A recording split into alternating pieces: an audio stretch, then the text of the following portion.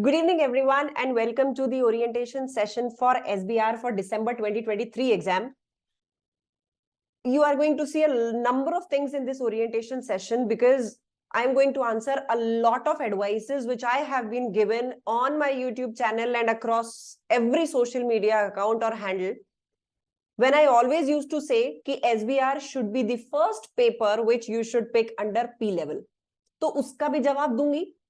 How you should study SBR, उसका भी जवाब दूंगी. If you study under us, what will you get? उसका भी जवाब दूंगी. तो एक एक करके इसको चालू करते हैं. How are we going to go on that? सबसे पहली चीज, I'll cover up saying this. क्यों I suggest that SBR should be taken for the first P level paper?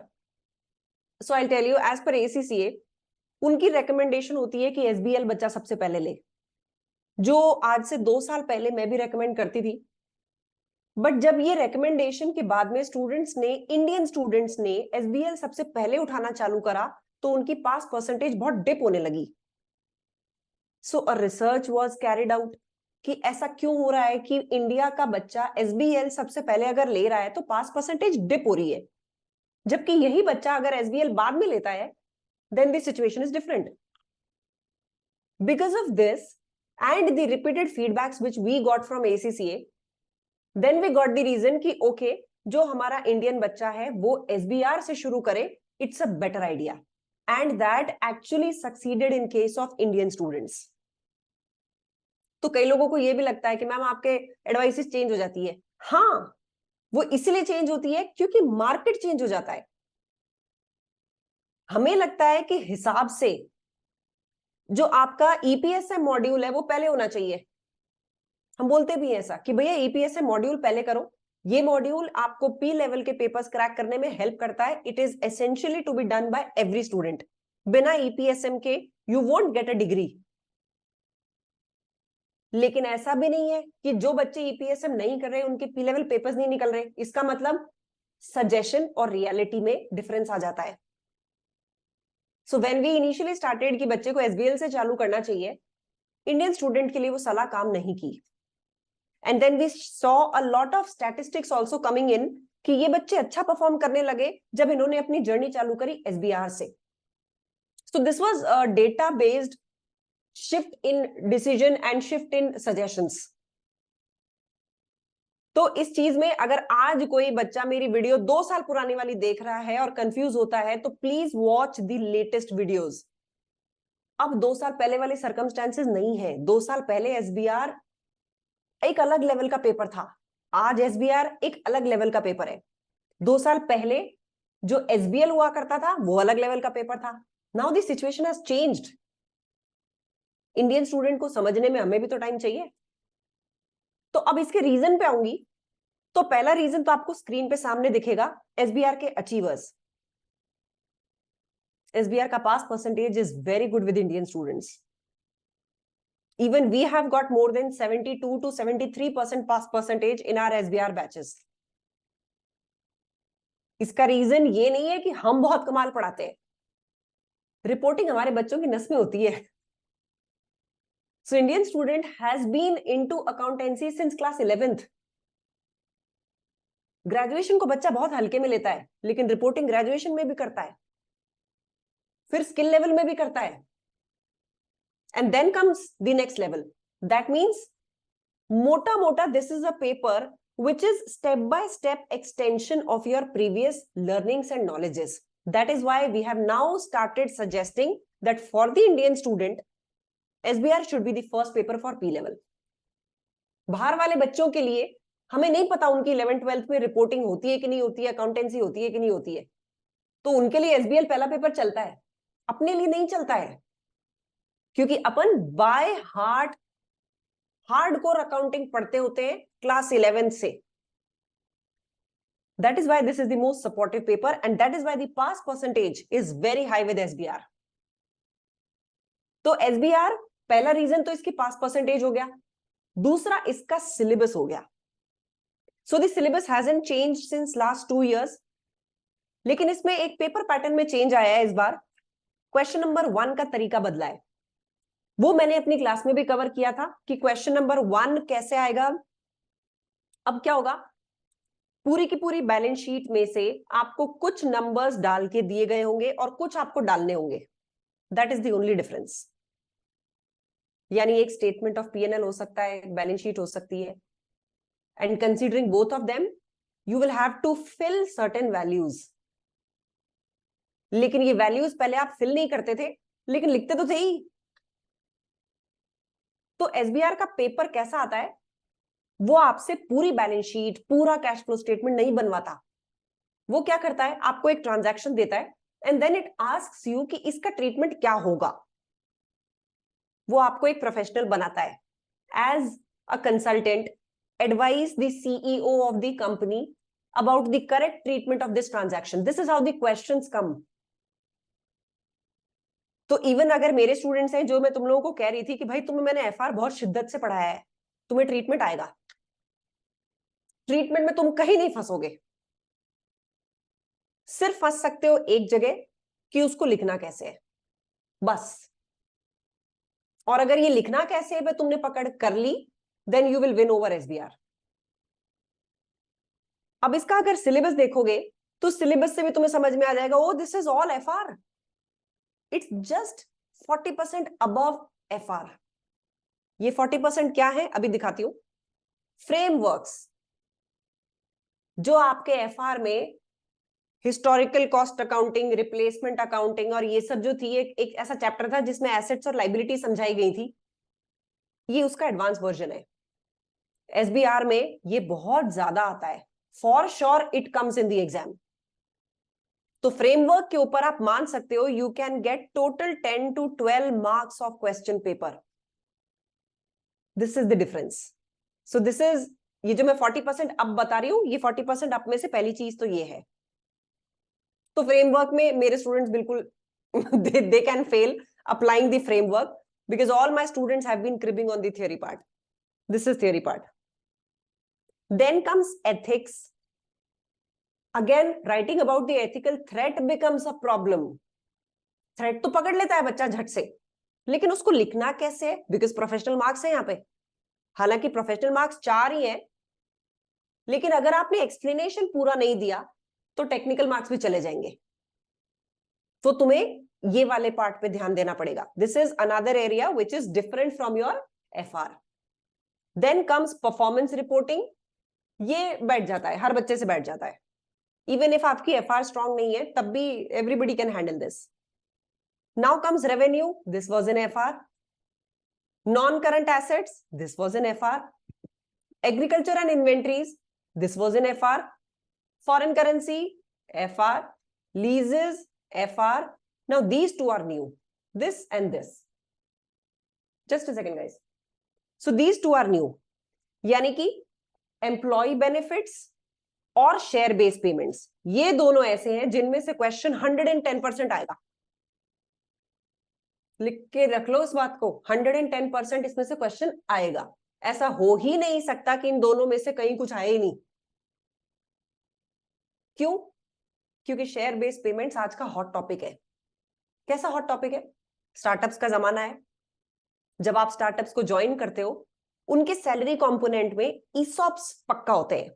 Employ stock option plan पक्का मिलेंगे. These chapters are related to these ESOPs only. Rights का valuation करना, ESOPs का valuation करना, options का valuation करना.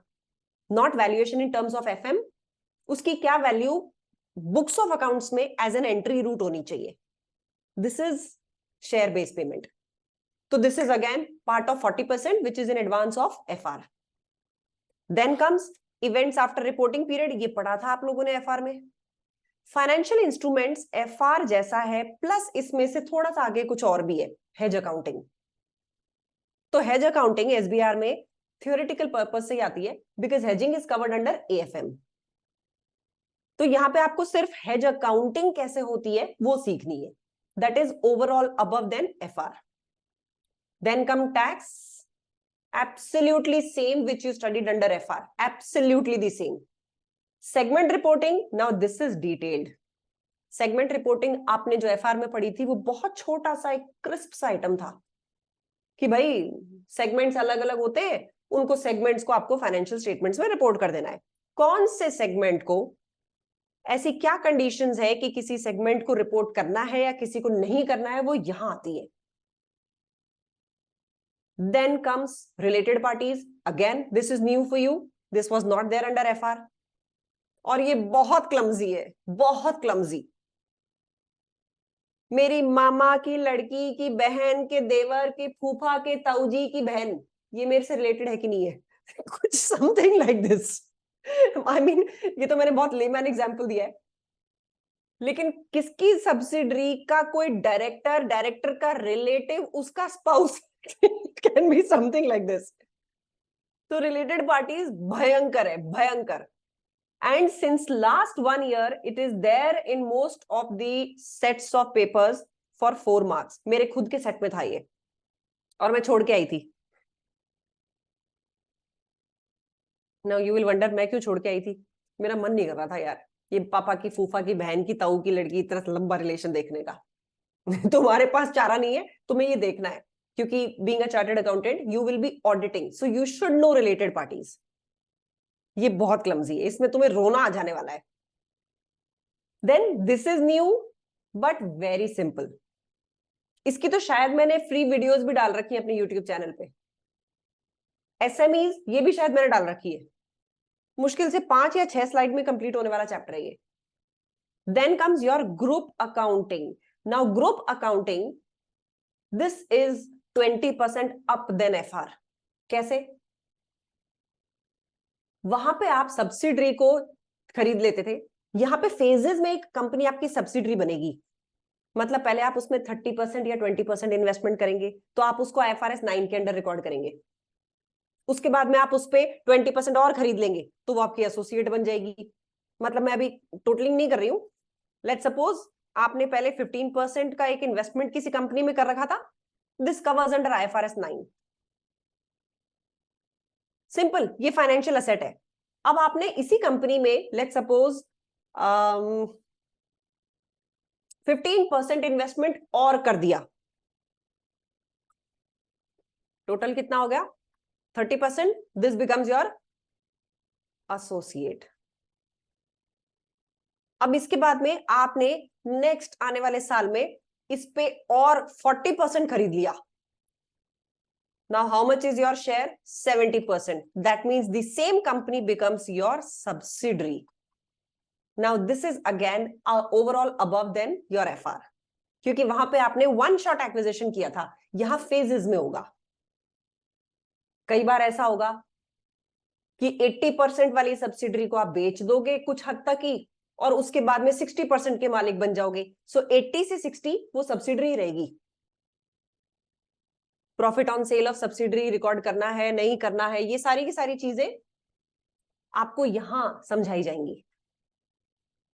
एक और आइटम जो आप यहां देखते हो और आपने एफआर में नहीं देखा था, that was statement of cash flows. ये आपने नहीं बनाए थे, लेकिन यहां फॉर श्योर आ रहे हैं। मतलब एक पैटर्न दिख रहा है जहां पे कैश फ्लोज ग्रुप के बनाने आ रहे हैं।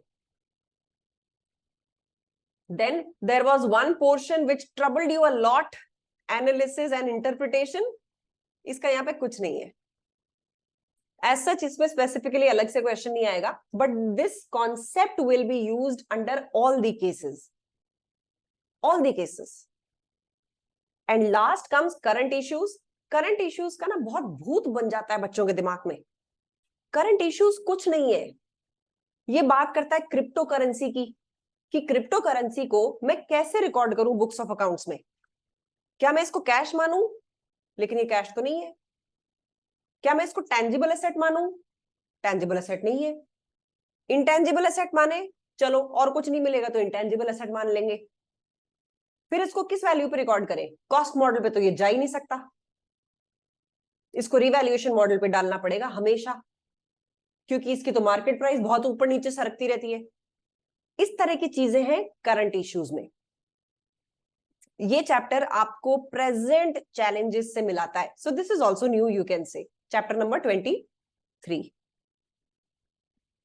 ये हम नहीं करेंगे। So I am not taking UK GAAPs वाला SBR. I am taking international. UK GAAPs अपने आप में एक अलग चैप्टर हो जाता है, समझ में भी कम आता है, क्योंकि यूके का सिस्टम और इंटरनेशनल सिस्टम्स काफी डिफरेंट होते हैं। तो अगर आप इसके एसबीआर को सिलेबस देखो, बहुत हद तक ये एफआर का है, but I will say it is plus 40% than FR. Now you need to decide if you need coaching for this, but I will still say ये तुम लोगों से डुएबल है। हर चीज में कोचिंग के पीछे मत भागो, but I will suggest one thing, इसकी प्रॉब्लम सॉल्यूशंस के लिए आपके दोस्त ज्यादा अच्छा सोर्स है rather than YouTube. I tell you why. ये सीए के करिकुलम में भी है, तो अगर किसी सीए टीचर को देख लोगे, वो इंड एएस के हिसाब से पढ़ा रहा होगा, and you may get wrong information even if Ind AS are approximately the same. लेकिन अगर 1% का भी गैप हुआ आईएफआरएस और इंड एएस में, तुम्हारी इंफॉर्मेशन गलत हो जाएगी, and I mean then it is a risk. तो बेटर है खुद पढ़ना या फिर अपने दोस्तों से क्वेरी सॉल्व करना। ठीक है, सिलेबस से रिलेटेड किसी को कोई डाउट बताओ। मैम ये यूके गैप से क्वेश्चंस आते हैं क्या पेपर में? चॉइस, यू विल चूज कि आप इंटरनेशनल वर्जन का एग्जाम दे रहे हो या यूके वर्जन का दे रहे हो। तो आपको इंटरनेशनल चूज करना है, यूके चूज करना ही नहीं है। अच्छा ओके।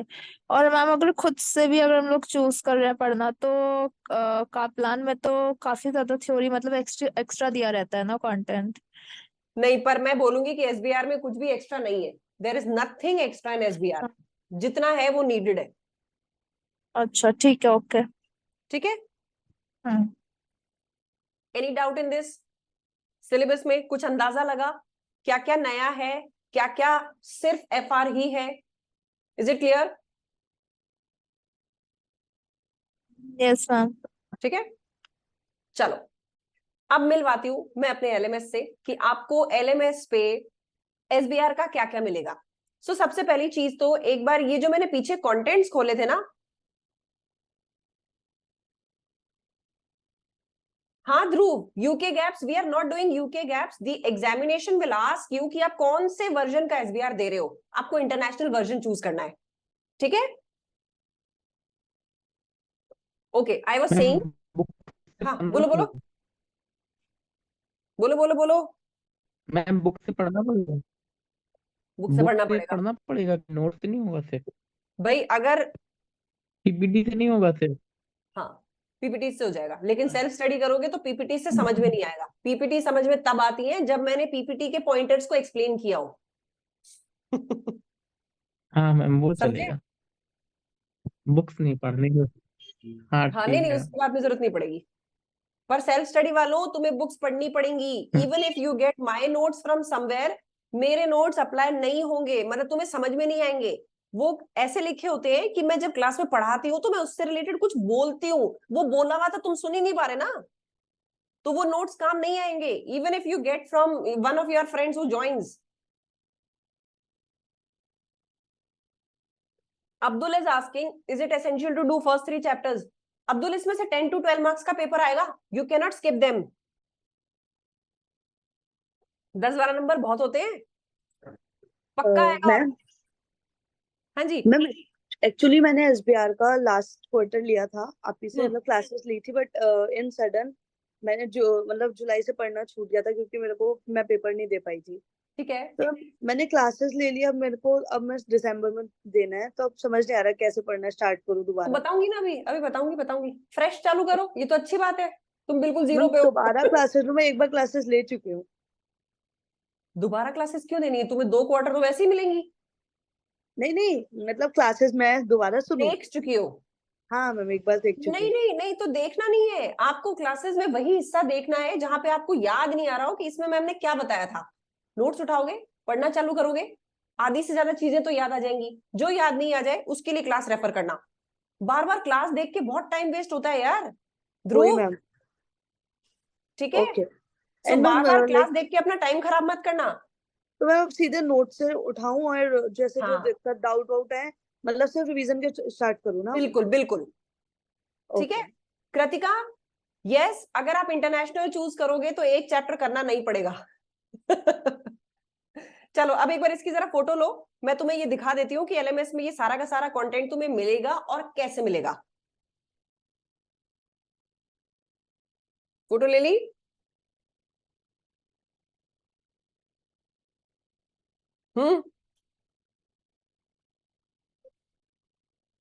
ये लो, नीट एंड क्लीन फोटोग्राफ लो, ये लो।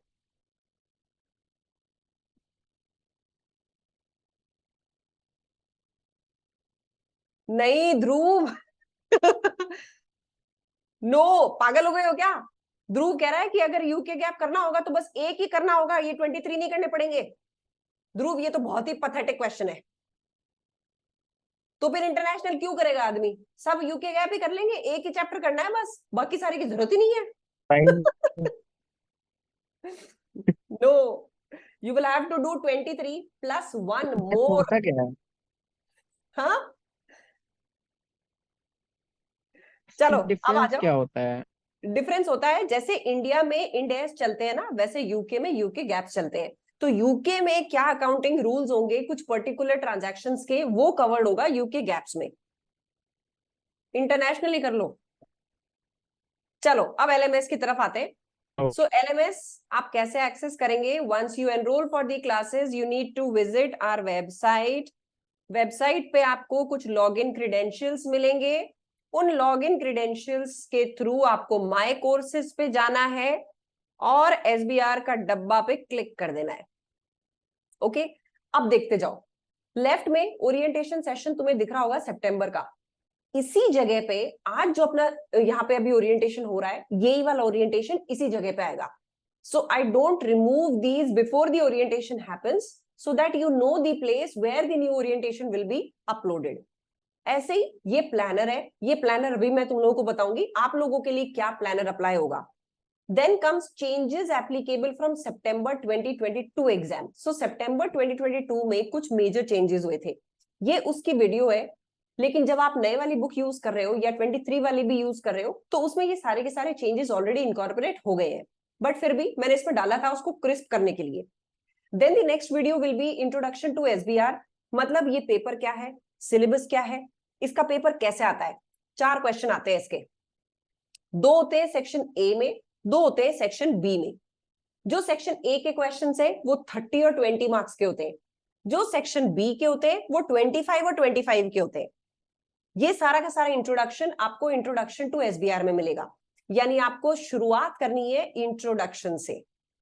उसके बाद में जब आप देख रहे हो, मैंने चैप्टर वाइज इसमें सारा कंटेंट डाला है, ये देखो दिख रहे 21, 22, 23, ये चैप्टर वाइज डाला है। वाई? अब ये बच्चे बार बार जो भी ज्वाइन करेंगे वो ये चीज पूछेंगे कि मैम एग्जाम किट के कौन से क्वेश्चन करें, मैंने चैप्टर नंबर 4 कर लिया। तो बच्चों एक चीज का ध्यान रखना, एसबीआर में आपको चैप्टर खत्म करते ही क्वेश्चन नहीं मिलेगा। क्यों नहीं मिलेगा? क्योंकि क्वेश्चन होगा पूरे के पूरे सिलेबस में से कहीं से भी उठा के। मतलब कि लेट सपोज क्वेश्चन नंबर 1 है, उसमें आपको एक कंपनी के बारे में बात बताई जाएगी। चलो 1 में ऐसा नहीं होगा, लेट सपोज 2 में है, क्योंकि 1 तो पूरा का पूरा कंसोलिडेशन से आएगा।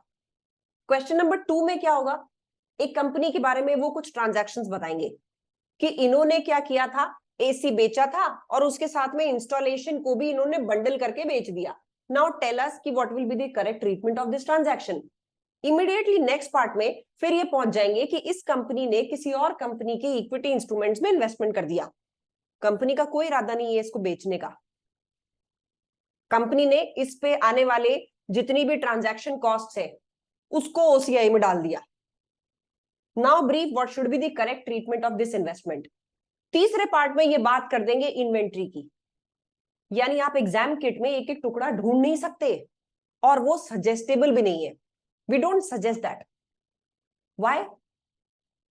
अगर तुम्हें मैं ये बता दूं, जैसे मैंने किया था पहले 2 क्वार्टर्स में अपने एसबीआर के बैच के बच्चों को पूरा का पूरा ट्रैकर बना के दिया था, जैसा मैं बाकी पेपर्स में बनाती हूँ, उससे नुकसान क्या हुआ? जब इन बच्चों के सामने मॉक आया, ये आइडेंटिफाई ही नहीं कर पाए कि कौन से वाले केस में कौन सा आईएफआरएस लगाना है, क्योंकि मैंने पहले तो इनको बता दिया था आईएएस 2 से रिलेटेड ये क्वेश्चंस है। IFRS 15 से रिलेटेड ये है, IFRS 16 से रिलेटेड ये है। यानी SBR में आपको ये चीज पता खुद लगनी चाहिए, इसलिए मैंने वो ट्रैकर देना बंद कर दिया। तो अब आपको क्या करना है, आपको सारा कंटेंट पहले रीड करना है, क्लासेस देखनी है। इसमें मैंने चैप्टर वाइज सब कुछ डाला हुआ है कि चैप्टर नंबर 4 2 पार्ट्स में है। These are all studio recorded classes, मतलब यहाँ पे आपको किसी स्टूडेंट के बीच में आवाज नहीं मिलेगी। Good evening, welcome to part, ठीक है। सो इसमें बीच में किसी की आवाज नहीं मिलेगी। देन नोट्स जो आप देख सकते हो आपको वो भी दिख जाएंगे, और जो आप डाउनलोड कर सकते हो वो भी दिख जाएंगे। तो एक साथ सारे नोट्स को डाउनलोड कर लेना, उनकी बुकलेट बना लेना एज यूजुअल, जो आप लोग बाकी पेपर्स में करते आए हो। चैप्टर नंबर 4 5 6 7 8 9 10 11 12 13 14 15 16 17 और 23 सारे चैप्टर्स पहले आप करेंगे। उसके बाद में पहुंचेंगे हम एग्जाम किट पे। तो अब क्या होगा, आपने सारे चैप्टर्स कर लिए, सारी दिमाग में खिचड़ी हो रही होगी, वही तो मैं चाहती हूं। इस खिचड़ी में से जब क्वेश्चन आएगा तो तुम्हारा दिमाग अपने आप क्लिक करता है क्या कि मुझे यहाँ पे IFRS 9 लगाना था या 16 लगाना था? This is what we need to train ourselves. सारे चंक ऑफ स्टैंडर्ड्स में से you should immediately get to know कि ये केस कौन से स्टैंडर्ड से रिलेटेड है। उसी की ट्रेनिंग फिर हम देंगे पूरे नवंबर, यानी अक्टूबर एंड तक। अभी मैं कैलेंडर लाऊंगी, तुम्हारे सामने आएगा, पूरी स्टडी टेक्स्ट, क्लासेस और नोट्स ये लर्न होने चाहिए। मतलब क्लासेस लर्न नहीं होनी चाहिए, क्लासेस देख ली होनी चाहिए, और नोट्स लर्न होने चाहिए टिप्स पे, कि अगर मैं पूछूं रिलेटेड पार्टी तो तुम झट से एक्सप्लेन कर पाओ कि रिलेटेड पार्टी में ये होता है। अगर मैं ये बोलूं रेवेन्यू में कुछ परफॉर्मेंस ऑब्लिगेशन या performance obligation satisfied over time की कुछ कंडीशंस होती हैं, तुम्हें इमीडिएटली वो कंडीशंस याद आनी चाहिए। यानी कि PPTs once the classes have been seen तुम्हें बिल्कुल दिमाग पे छपी हुई होनी चाहिए, ठीक है। दृष्टि, यस। तो इसमें कैलकुलेशन को एक्सप्लेन करना है लिख के। एक्सेल पे कैलकुलेशन आप करेंगे और वर्ड डॉक्यूमेंट में उसको आप एक्सप्लेन करेंगे। इसलिए इसका तुम चाहे खुद पढ़ो चाहे मेरे से पढ़ो, सबसे पहले आपको स्टडी टेक्स्ट कंप्लीट करनी है। ये किसी के भी कहने में please do not follow this practice कि एक चैप्टर किया और उससे रिलेटेड क्वेश्चंस ढूंढने लग गए। This is disastrous, I have seen that happening in one of the batches. उसके बाद मैंने बंद कर दिया और इसको उड़ा ही दिया एग्जाम के ट्रैकर को, और उसके बाद से रिजल्ट 74-75% आने लग गया। तो रीजन यही है, हमें तैयारी करनी है कि केस को देख के ही तुम्हें समझ में आ जाए कि ये किससे रिलेटेड है। मुझे क्यों बताना है तुम्हें कि भाई इससे रिलेटेड ये क्वेश्चन है, तुम्हें क्वेश्चन की शक्ल देख के ही पता चल जाना चाहिए, क्योंकि एग्जाम में भी तुम्हें पता चलाना पड़ेगा। तो 31 अक्टूबर तक तुम्हें पूरा का पूरा स्टडी टेक्स्ट को कंप्लीट करना है। सारे स्टैंडर्ड्स टिप्स पे होने चाहिए, उनके अंदर क्या है वो टिप्स पे होना चाहिए, और उसके बेसिस पे फिर आप 1 नवंबर से you should be ready to do your exam kit. Exam kit में क्वेश्चंस बहुत ज्यादा नहीं है, रोज 3 भी करोगे तो 21 नवंबर तक you will be done with the exam kit. तो best part with SBR is इसका सिलेबस बहुत मैनेजेबल है, तुम्हें पढ़ने में बहुत मजा आएगा, ठीक है। अब मैंने इसमें क्या किया, पास्ट एग्जाम क्वेश्चंस यहां पर डाले हैं।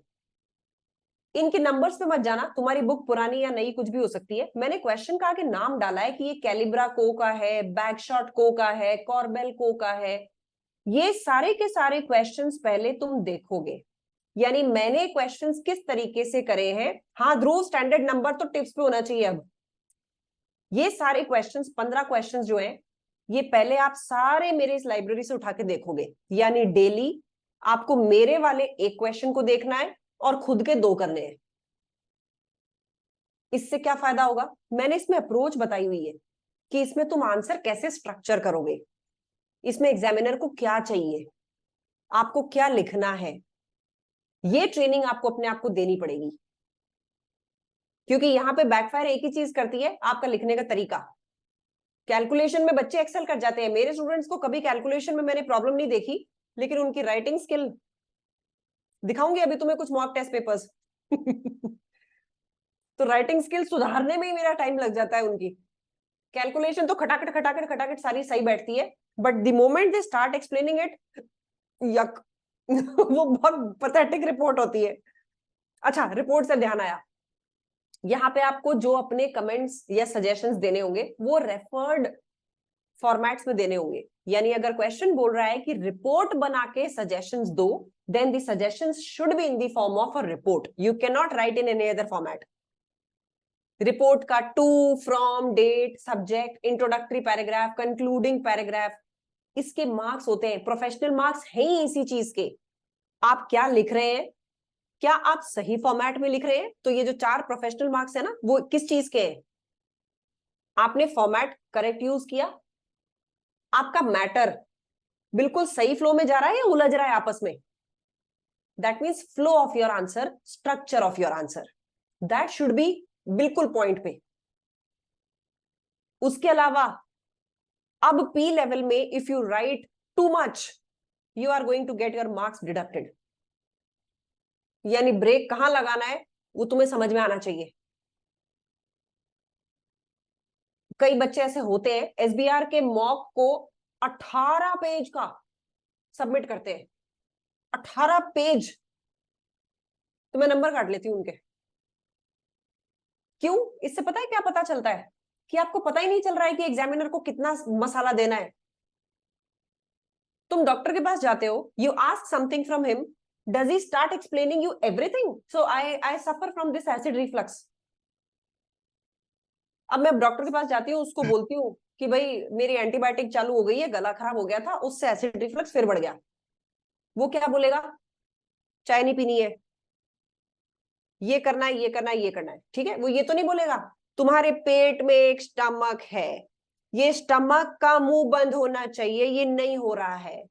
ये जब मुंह बंद होता है तो एसिड को रोक लेता है, फिर जब ये एसिड को नहीं रोक पाता है तो ये ऊपर ईसोफेगस में जाता है और मुंह तक। Will you explain me this? No. मुद्दे की बात करेगा doctor. And why am I comparing you with doctors? क्योंकि फाइनेंस लाइन में, अकाउंटिंग लाइन में अगर कोई सबसे बड़ा प्रोफेशनल होता है तो वो तुम लोग होते हो। इसलिए टू द पॉइंट बात करना सीख लो। अंट शंट अगर लिखा तो यहाँ पे एग्जामिनर मार्क्स काट लेगा उसके। तो ये जो बीकॉम में होता है ना कि बेटा इससे रिलेटेड जो आता है वो सब लिख डालना, this doesn't work with P level. It doesn't work.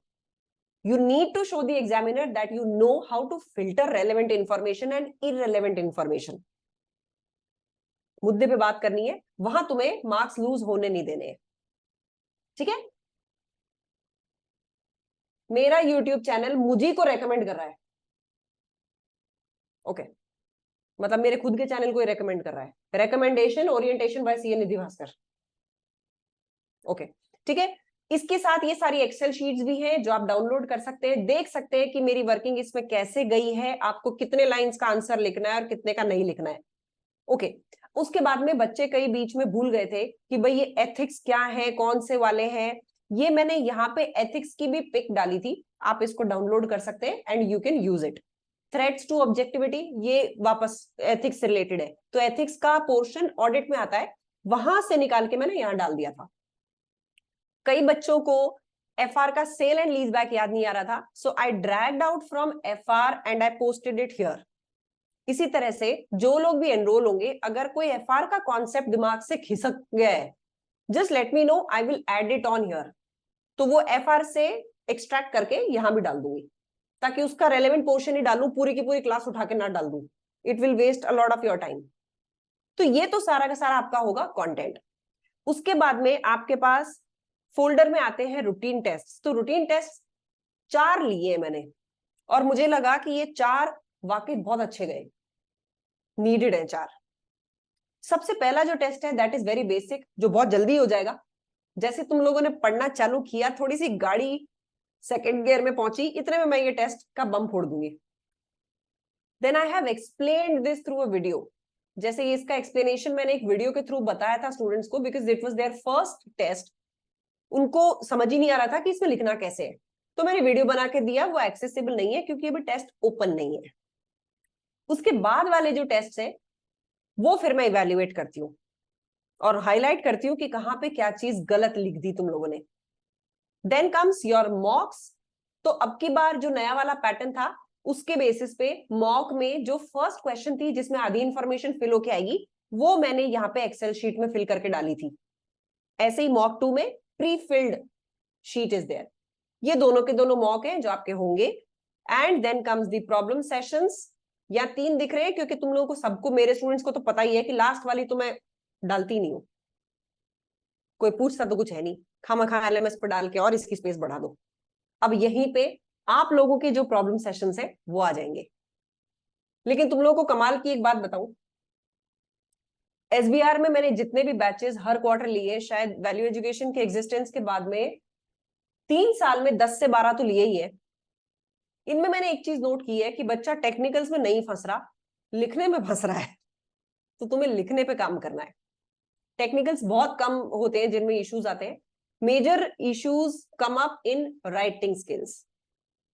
अब जैसे यहां तक पे किसी को कोई दिक्कत, how will you access the LMS, LMS में क्या क्या है ये तुम्हें मैंने दिखा दिया, और ये सेशन यूट्यूब पे जाएगा ताकि तुम लोग बाद में रेफर कर सको। 10 दिन जब खुद पढ़ोगे उसके बाद में रोने लगोगे तो इसी को रेफर करके आओगे। No, not for that. बहुत सारे स्टूडेंट्स हैं जो आज ओरिएंटेशन नहीं अटेंड कर पाए हैं, so for them I need to upload it. ठीक है, ठीक है यार। ये रेड रेड ये स्क्रीन पे मेरे ही दिख रहा है या तुम्हारे भी दिख रहा है?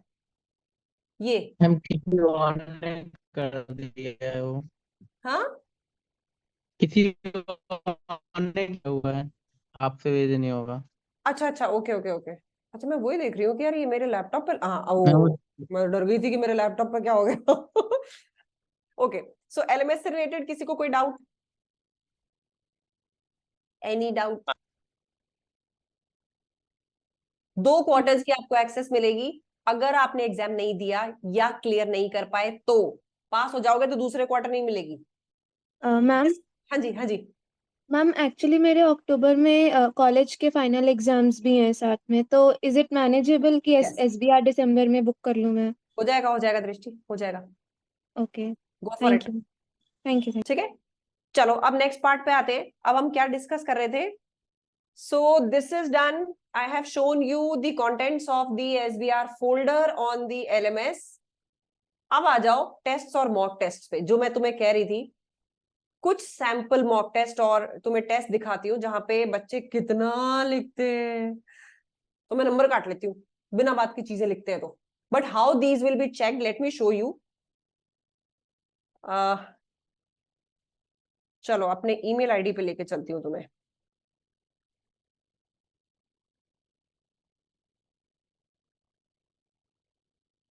ये हमारा ऑफिशियल टेस्ट वाला ईमेल है,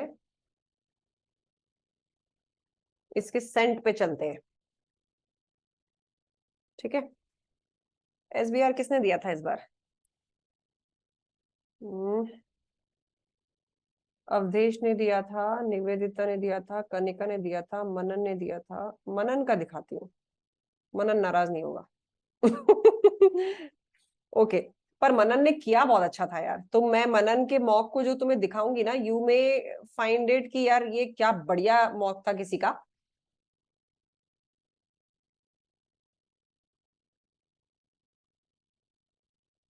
अब जैसे मनन ने क्या किया था, ये क्राइटेरिया सेटिस्फाई हो गया। अच्छा, अब इसमें गलती क्या करी उसने? ये क्राइटेरिया आपके पास, जो मैंने अभी बोला था ना कि 3 ये क्राइटेरियाज होते हैं कि performance obligation satisfied over time, इन तीनों को उसने लिखा it seems none of the above criteria satisfied. Examiner या नंबर काट लेगा। तुमने ये जो कंक्लूजन बोला है कि none of the criteria satisfied, मेरे को तो नहीं समझ में आया कि कैसे पता चला आपको कि क्राइटेरिया सेटिस्फाई नहीं हुआ। This is what you have to tell to the examiner. पहली कंडीशन पे बात करो, जी ऐसा नहीं हो रहा है इस केस में, इसलिए नॉट सेटिस्फाइड। फिर दूसरी कंडीशन पे बात करो कि इस केस में ये भी नहीं सेट हो रही, क्यों? क्योंकि वो बंदा तो ऐसा ऐसा कर रहा है। This is what you have to do. यहीं पे एडवाइसेस की जरूरत पड़ती है, तुम्हें थोड़ी बहुत गाइडेंस की जरूरत पड़ेगी कि तुम लिख रहे हो तो क्या गलत लिख रहे हो। प्रोफेशनल मार्क्स फिर उसको मैंने इसमें 1 दिए थे। Indemnity, intimidating threat missing, self interest threat तो डाल दी, इंटिमिडेटिंग थ्रेट गायब, वो लिखी नहीं उसने। मनन का पेपर बहुत अच्छा था। मैं तुम्हें एक बहुत कमजोर पेपर भी दिखाती हूँ। जैसे इसने बहुत ज्यादा लिखा था, हालांकि इसके मैंने नंबर काटे नहीं इस चीज पे, बट इट वाज मैम ये भी एक्सेसिव। तो बहुत ज्यादा लिखा है। हाँ नहीं नहीं, बहुत ज्यादा है, मैं खुद कह रही हूँ कि बहुत ज्यादा लिखा है इसने। मैम इतना तो लिख ही नहीं पाऊंगा। तुम सब लिख लोगे देवांशु, जिस दिन तुम्हें लगेगा ना कि मेरी डिग्री अटक गई है तो तुम सब लिख लोगे। इसका पेपर खोलूं यार, मैं मार्क्स नहीं दिखाना चाह रही किसी के भी ना, क्योंकि मॉक में धो देती हूँ मैं बच्चों को। अब ये कनिका ने ना, देखो कैसे शेयर किया था मेरे से, मैं दुखी हो गई थी इस पेपर को चेक करते हुए। उसने पता नहीं किस ऐप पे कर दिया था, उसके बाद में वो पेपर खुला ही नहीं। ये देखो दिख रहा है, first tell that this is a case where more than one performance obligation exists. इसको घुमा कैसे सकते हैं यार, कैसे घुमाऊं इसको? मैम डाउनलोड करना पड़ेगा, फिर वो चेंज करना पड़ेगा। उसके बाद घूम जाएगा। कनिका का भी पेपर अच्छा है, अच्छा था। अच्छा एसबीआर, चलो एक और लो। अवधेश, अब इसने केस लिखा, but the contract has more than one performance obligation. अगर आपने more than one performance obligation के बारे में बात नहीं करी, यू विल लूज मार्क्स। तो एसबीआर का खेल सिर्फ इतना ही है, what you are writing, what you are not writing. ये देखो, मतलब ये this is how the first paper is checked. Manan का तो paper one of the best papers था, इवन कनिका का भी one of the best papers था, लेकिन ये ऐसे चेक करने पड़ते हैं मुझे, बिकॉज हर लाइन में बताना पड़ता है कि ये तुमने मिस कर दिया, वो मिस कर दिया।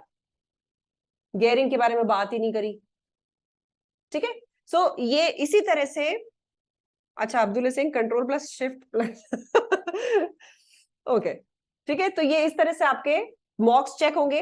एक बार मैं तुम्हें टेस्ट भी दिखा देती हूँ, एक बार एसबीआर का कोई टेस्ट दिख जाए तो, क्योंकि वो टेस्ट ये 3 दिख रहा है, प्रेरणा का टेस्ट 2, मनन का एसबीआर टेस्ट, एथिक्स का देखो, मनन का एथिक्स का टेस्ट दिखाती हूँ। मनन ने इसमें बहुत ब्लंडर करी थी और इसको मैंने खींच के डांटा भी था फिर।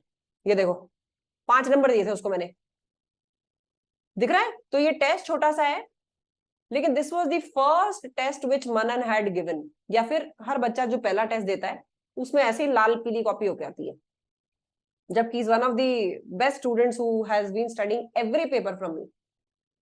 तो वो ठीक है, मतलब कॉन्सेप्चुअली उसको टिप्स पे है बिल्कुल कि इसमें ये केस है, ये केस है, पर लिखना कैसे है वहां ये चूक जाता है। तो इसी तरह से ये आपको जो टेस्ट है, ये अगर मुझे ज्वाइन करोगे तो देने हैं, वरना अगर मुझे ज्वाइन करके भी नहीं दे रहे हो तो फिर मुझे ज्वाइन मत करो। Then there is no difference I can make, आप उसको सेल्फ स्टडी में अपने आप ही कन्वर्ट कर दोगे, ठीक है। सो एसबीआर के 4 test and 2 mock test, these should be enough to tell you कि इसमें एग्जैक्टली क्या एक्सपेक्टेशन है एग्जामिनर की, जो आपको सेटिस्फाई करनी है। अब इसके बाद मैं आती हूँ, ये बैच कैसे चलेगा, इसमें क्या क्या वो इंक्लूडेड है। So 4 classes will be there, problem classes, इससे ज्यादा तुम्हें जरूरत नहीं पड़ेगी। 101% I am saying. Routine test 4, अगर मुझे लगा कि बैच भटक रहा है तो ये 4 के मैं 5 भी कर दूंगी। मॉक्स 2 ही होंगे क्योंकि लास्ट में बहुत भसड़ मचती है, तो that in any case I am not able to increase. अब आ जाते हैं इसके शेड्यूल पे, कब क्या चीज होगी। ये कैलेंडर देखो, इसमें मैंने कहीं भी रूटीन टेस्ट मेंशन नहीं किया, क्योंकि जब मैं पहली प्रॉब्लम क्लास पे आप लोगों से मिलूंगी उस दिन पूछूंगी कि हाँ भाई अब क्या स्टेटस है पढ़ाई का। If you are able to complete even 70% of the target, फिर मैं पहला टेस्ट तुमसे पूछ के जिस दिन भी तुम लोग अवेलेबल होगे उस दिन दे दूंगी। तो मैंने इसमें टेस्ट तुम पे थोपे नहीं है कि इस दिन होगा, इस दिन होगा, इस दिन होगा, लेकिन ये चारों टेस्ट हर प्रॉब्लम क्लास के बाद में होंगे। This is what I can share as of now, कि आपको ये हर प्रॉब्लम क्लास के बाद में एक टेस्ट देना है। वो डेट तुम लोग चूज कर लेना, कल, परसों, नेक्स्ट डे, क्योंकि कई बार प्रॉब्लम क्लास में ऐसा होता है कि कोई चीज अटक रही होती है, वो सॉर्ट होगी तब तुम कुछ क्वेश्चंस प्रैक्टिस कर पाओगे। तो 1-2 दिन तुम वो प्रैक्टिस कर लेना, फिर you give the routine test. This is how we will go. Mock test 25 नवंबर और 1 दिसंबर को होंगे, सो दैट 8 दिसंबर को जब आपका पेपर है, I can check your mock test paper by 4 दिसंबर। तो मुझे 4 से 5 दिन लगेंगे, लेकिन थोड़ा सा इस टाइम बाकी सारे पेपर्स निबट चुके होंगे, so I can concentrate on SBR. तो मैं इसको तुम्हें एग्जैक्ट 4 दिन में चेक करके दे दूंगी। ये मैं ही चेक करूंगी। पिछली बार मैंने अपनी किसी फ्रीलांसर फैकल्टी से, एक्सपर्ट से करवाया था, उसके बाद में मैंने खुद ही चेक करने चालू कर दिए। ठीक है, तो ये आपका शेड्यूल रहेगा, जिसमें फर्स्ट प्रॉब्लम क्लास में आपको सिर्फ स्टडी टेक्स्ट करके आनी है, क्लासेस देख के आनी है, प्लस नोट्स लर्न करके आने हैं। ये फर्स्ट प्रॉब्लम क्लास, सिर्फ एक प्रॉब्लम क्लास मुझे वेंसडे पे डालनी पड़ी, क्योंकि कोई भी संडे तक बहुत, या तो बहुत जल्दी हम मिल रहे थे या फिर बहुत लेट मिल रहे थे। सो आई टुक इट ऑन वेंसडे कि वो थोड़ा सा बीच का सा आ जाएगा और हम आज से नेक्स्ट 12-13 डेज में मिल लेंगे। That is why it just came on Wednesday. बाकी सारी की सारी वीकेंड पे है।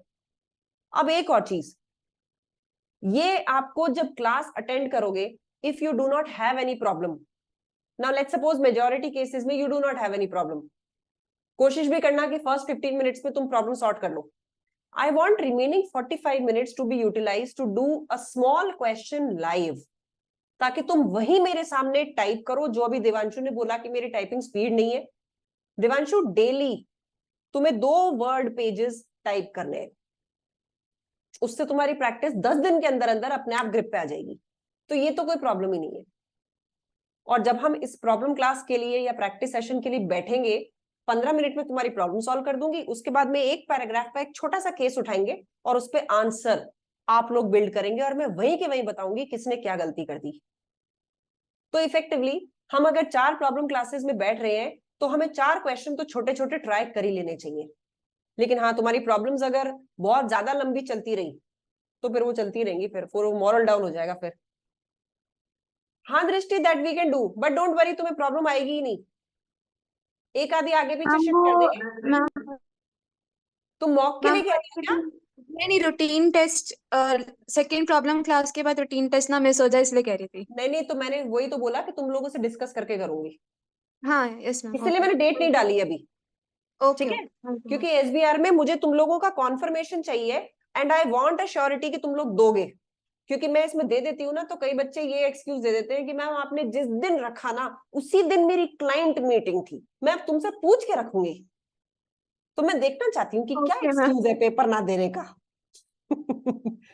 ठीक है भाई, इसमें मेरा रिजल्ट बहुत अच्छा है, I don't want to lower down that result. But हाँ, एक request, please do not do selective study on SBR, please मत करो। उसका रीजन बताती हूँ। तुम जब क्वालिफाई करोगे ना, तुम ऑडिटर बनोगे, तो क्या ऑडिटर ऐसा बोलता अच्छा लगता है कि यार ये देखो, मेरे को ना ये चीज नहीं पता यार, ये मैंने ना पढ़ी नहीं। No, SBR covers everything which you will find in your practical work life. अगर इसमें से कोई चीज तुम्हें नहीं आती ना, तुम पूरी अपनी जॉब लाइफ में उसका एक ताना सुनोगे। इसलिए एसबीआर में इन डेप्थ स्टडी करनी है, चीजों को समझना है, ताकि आगे चल के जब एज ऑडिटर कहीं काम करो तो तुम्हें रिपोर्टिंग अपने बेस्ट लेवल पे आती हो। इमीडिएटली बाद में इसका जो इंटरव्यू भी होगा ना, भले ही वो ऑडिट प्रोफाइल में हो, क्वेश्चंस यहीं से आएंगे। क्योंकि एन ऑडिटर शुड अंडरस्टैंड कि वो चेक क्या कर रहा है, जो चेक कर रहा है वो खुद को तो आए पहले। इसलिए इस पेपर को ऐसे नहीं लेके चलना कि भाई इसमें ये पिछली बार आया था अब नहीं आएगा। एसीसी कभी ऐसा पैटर्न फॉलो नहीं करता, वो सरप्राइज में कभी भी कुछ भी डाल सकता है। और अपने को बात पेपर की नहीं है, बात ये है कि इसकी इमीडिएटली बाद में नौकरी लगनी है। फिर क्या बोलेंगे, ये हमें आता नहीं है क्योंकि ये 4 नंबर का आता था। अबे तुम बैलेंस शीट साइन कर रहे हो, बैंड बज जाएगी अगर गलती से वहां पे गलत साइन हो गया तो। इसलिए हमें ये मौका नहीं देना है। इस पेपर को ऐसे करना है कि ये मेरी नौकरी के पहले की बिफोर जॉब ट्रेनिंग है, इसको ऐसे देना है। ठीक है, समझ में आई सबको बात? मेरी भावनाएं समझ में आ गई? Yes ma'am. Ma'am any questions? Ma'am इस Yes, पर ma'am. ग्रुप बन गया है क्या व्हाट्सएप में? यस, बन चुका है जी। मैम उसमें ऐड नहीं हुई हूँ मैं। तो आपको लिखना पड़ेगा जी। ओके, आपको मैसेज कर दूंगी। मेरे को मैसेज मत Ma'am. करो, मेरे मैसेजेस 150 पहुंच जाएंगे। राहुल सर को कर दूंगी। हाँ भाई, उनकी तनख्वाह, let them do their work यार। हाँ, मैम अब आपने बोलो। अभी क्वेश्चन वाली शीट दिखाई थी, हाँ जिसमें 13 to 14 क्वेश्चन थे, तो मैम उसमें आपने सॉल्यूशन ड्राफ्ट कर रखे हैं? हाँ, मैं किस तुम्हें तरह दिखा से? देती हूँ एक बार हर्ष। 1 मिनट रुकना। तुम एक्चुअली एग्जाम की मैम मैंने लाइब्रेरी की बात लास्ट कर रहे हो ना? सेकंड, ये ना, सॉरी, इसी की बात कर रहे हो यस ना, मैम, ये वाले? यस मैम, है ना? Yes, तो ma'am. ये लेट्स सपोज इसको ओपन करती हूँ, तो मैंने क्या किया है, पूरा क्वेश्चन समझाया है, फिर राइट में तुम्हें उसको कैसे करना है वो भी बताया है। ठीक है, जैसे तुम्हें दिखाती हूँ, आगे बढ़ जाओ इसमें और आगे बढ़ जाओ। अभी तो क्वेश्चन चल रहा है, मैं हाईलाइट Okay, करती ma'am. जा रही हूँ क्या इंपॉर्टेंट है। ये देखो, दिख गया? Yes, ma'am. क्या करना है तुम्हें, एक्सप्लेन करना है कि रिकॉग्नाइज कैसे करते हैं IFRS 15 के अंडर रेवेन्यू को। फिर मैंने इसको बोला है कि आप ये करोगे, ये लिखोगे, ये लिखोगे। तो वो मैंने टाइप नहीं किया है, लेकिन जैसे मैंने ये लिखा है उसके बाद में मैंने बोला है, देन राइट दिस। फिर मैम गिव मैंने रेफरेंस टू अमाउंट्स। सितंबर अटेम्प्ट दिया था हाँ, और क्लासेस कहीं और से ली थी, बट मैम वहाँ पे एक भी क्वेश्चन इस तरीके से नहीं दिखाया था कि कैसे लिखना है, ओनली कोर्स था। और कोर्स भी मैम काफी वास्ट कोर्स था, ऐसा लग रहा था जैसे मैं सीए की क्लासेस ले रहा हूँ। मतलब एग्जाम ओरिएंटेड चीजें कम थी और एक्स्ट्रा नॉलेज काफी ज्यादा थी।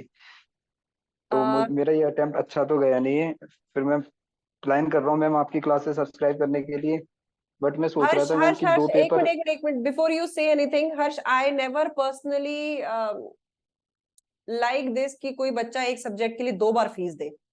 हर्ष, उनके पास पहुंचो, contact them, ask them to give you some question support, कर देंगे वो। मैम मैंने काफी ट्राई कर लिया, तब जाके हर्ष, मुझे ये मेरे को डिसीजन लेना पड़ रहा मैं है। सच बताऊं, इसको या आई अफोर्डेबल अंडरस्टैंड मैम। बनाना मेरी मजबूरी है क्लास को। कई बच्चे पूछते हैं कि मैम 12,000 बहुत ज्यादा है, तुम्हें पता है 4,500 तो LMS ले जाता है। Yes ma'am. तो I have tried to keep the fees as low as possible, just because बच्चे मतलब पढ़ाई ना पैसों के पीछे छोड़ने ना लग जाए। और 2 बार कोई बच्चा पैसे डालने वाला है, वो मेरे लिए बहुत चुभने वाली बात है हर्ष। मैम तो मैं ये जो दिसंबर अटेम्प्ट आने वाला है मैम, इसमें मैं 2 पेपर प्लान कर सकता हूँ, दूसरा AFM पेपर एंड कौन सा है उस SBR। पर डिपेंड करता है। AFM advance financial no, management. Not at all Harsh, because अभी as far as what you are saying, आपको एग्जाम अप्रोच कैसे हैंडल करना है क्वेश्चन वो पता नहीं है, यानी वहां ताकत लगनी है। Better to go with either AAA और APM, वो छोटे हैं दोनों पेपर। AFM बहुत टेक्निकल है, वो अपने आप में तुम्हारी मेहनत करके ना तुम्हारी हालत खराब कर देगा। AFM नहीं, ओके मैम, लेकिन थैंक यू। इसमें कोशिश करो, just try to reach them. पहले सारे के सारे वो ऑप्शंस लो, बिकॉज वो मेरे लिए बहुत धक्के की चीज होती है कि बच्चा दूसरी बार पढ़ने आ गया। ठीक यस है, मैम। जैसे ये इसमें शायद हर्ष मैंने 1-2 क्वेश्चन मैंने भी डाले हैं यूट्यूब पे इसमें से। देखो इसमें भी दिखा देती ओके हूँ कि हाउ आई अटेम्प्टेड, और शायद मैंने डाले हैं वो क्वेश्चंस भी। ये देखो, ये इस तरह से भी इसको करा हुआ है। अच्छा, टोबैस्को तो बुक में है ही नहीं, नए वाली बुक में।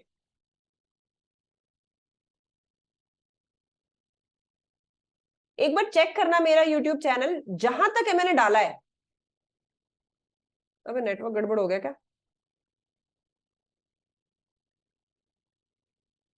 क्यों घूमे जा रहा है भाई? मैं तो दिख रही हूं ना भाई। Yes yes ma'am. ये देखो, इसी तरह का दिखेगा, इसी तरह का दिखेगा। एक बार चेक करना मेरे YouTube चैनल पे, तुम्हें दिखेगा एक क्वेश्चन मैंने पक्का डाला होगा, एक सैंपल कि इनको किस तरह से करना है। ये देखो, ठीक है, कि इसमें कंडीशंस फॉर सेल क्या होती है, मार्केटिंग होनी चाहिए, फिर फेयर प्राइस पे होना चाहिए, सेल प्रोबेबल होनी चाहिए नेक्स्ट 12 मंथ्स में। ये देखो, okay ma'am. intention to sell still lies at the reporting date and the sale is also highly probable, यानी ये एग्जामिनर जरूर ढूंढेगा। तो मैंने ये सेंटेंस लिखा है, बाकी जो डिटेलिंग है वो बोली है, तो वो आपको इंग्लिश में लिखनी पड़ेगी। ठीक है, yes ma'am. Okay. Akash is asking कि पुरानी बुक, आकाश पुरानी बुक भी चल जाएगी, सिलेबस में कोई चेंज नहीं है, सिर्फ क्वेश्चन की अप्रोच में है। तो अगर पुरानी बुक है बिल्कुल चलेगी, कोई दिक्कत नहीं है। ठीक है, चलिए जी, I hope there is no other question, I need to start SBL वाला भी। हाँ बोलो बोलो। मैम वो रिवीजन किट मेरे को अभी स्टार्ट करनी है, तो can you please tell me उसमें स्टार्टिंग के क्वेश्चन से करूँ या एथिक्स वाले से करना है, मतलब एथिक्स से ही चालू कर लो। एथिक्स ना? ओके ठीक है मैम एक्सटर्नल मार्क्स अलाउ होंगे, लाइक आप एक्सटर्नल मार्क्स भी कुछ चेक कर लेते हो जो आपके स्टूडेंट नहीं वैसे लास्ट अटेम्प्ट तक कर रहे थे। रमीज, एक बार किया था और उसमें समझ में आ गई थी कि मैं उसमें जो एडवाइस लिख रही हूँ ना वो बच्चे के लिए कॉन्ट्राडिक्टरी है। मतलब बच्चे ने अपने टीचर से किस तरह से पढ़ा है, और मैं लिख रही हूँ उसमें कि भाई this is not the correct approach. तो एक बच्चे ने मुझे लिखा भी, but ma'am my tutor told me this. तो उसके बाद मैंने बंद कर दिया कि भाई नहीं, बाहर वाले बच्चे के मैम मॉक्स बिल्कुल चेक नहीं एएफएम करूंगी। में एएफएम में मुझे बहुत हेल्प किया था लाइक वो। मॉक्स हेल्प तो करते हैं, इसमें कोई डाउट नहीं है। एसीसीए के मॉक्स होंगे, उनका पता करो। नहीं नहीं मैम, आपने जो रिस्पॉन्स किया था उसने ज्यादा हेल्प किया था। नहीं नहीं, वो तो मेरे को, तुम लोगों का पी लेवल पेपर 1 चेक करने में अप्रोक्सीमेटली 1 घंटा लग जाता है। तो ये तो मैंने देख लिया कि मेरे से ज्यादा डिटेल चेकिंग तो शायद ही कोई करता होगा। मेरे दिमाग में से धुआं निकलने लग जाता है जब मॉक चेकिंग होती है, but that is needed, that is needed. Classes और कॉन्सेप्ट तो तुम कहीं भी इम्पोर्टेंट होता है समझोगे ऐसे यार, मैम। लिखना कैसे है वो ट्रबल है, तो वो ट्रबल तो मीट आउट होनी चाहिए। बट एनीवेज कोई नहीं, तुम लोग अभी सोचो इस पे। मेरे ख्याल से मेरे जितने भी स्टूडेंट्स हैं ना, एक बार 10 दिन 7 दिन 8 दिन खुद पढ़ के देखो। अगर तुम्हें लगे कि एक सैंपल क्वेश्चन तुमने उठा के किया और एग्जामिनर का और तुम्हारा पोल्स अपार्ट आंसर है, then it is a signal, then you need guidance. वरना हो सकता है तुम ऑलरेडी 80% कंटेंट सेम ही लिख रहे हो। ठीक है ध्रुव, नो स्टडी हब, मैंने ऑलरेडी स्टडी हब में जो जो चीजें थी वो निकाल के डाल दी है। पढ़ लिया स्टडी हब, मैंने खूब पढ़ती हूँ मैं रोज। कुछ मत करो, तुम इस बुक को ढंग से कर लो। टेक्निकल आर्टिकल्स कुछ नहीं चाहिए, सब कुछ बुक में है। मैम इस बस बार वो जो इसको चेंजेस सुंदर से हुए हैं, पढ़ो। डाल दिए सब कुछ है। ओके ठीक है चलिए जी। So I just take your leave because I need to start my SBL orientation also. इसमें कोई भी दिक्कत आए, you can reach out to me on my YouTube channel, ये पहुंच जाएगी यूट्यूब पे। उसके अलावा हमारे इंस्टीट्यूट नंबर पे भी आप क्लैरिफिकेशन ले सकते हो। ठीक है चलिए जी गाइस, कमर कमर कस के पढ़ना चालू कर दो और जल्दी जल्दी इसकी तैयारी भी चालू करो, टाइम भागते पता ही नहीं चलेगा। Okays okays okay ma'am. Okay चलो जी, ma'am, bye bye guys, bye bye, good night, bye good good night. Ma'am, thank you ma'am. Good night, bye.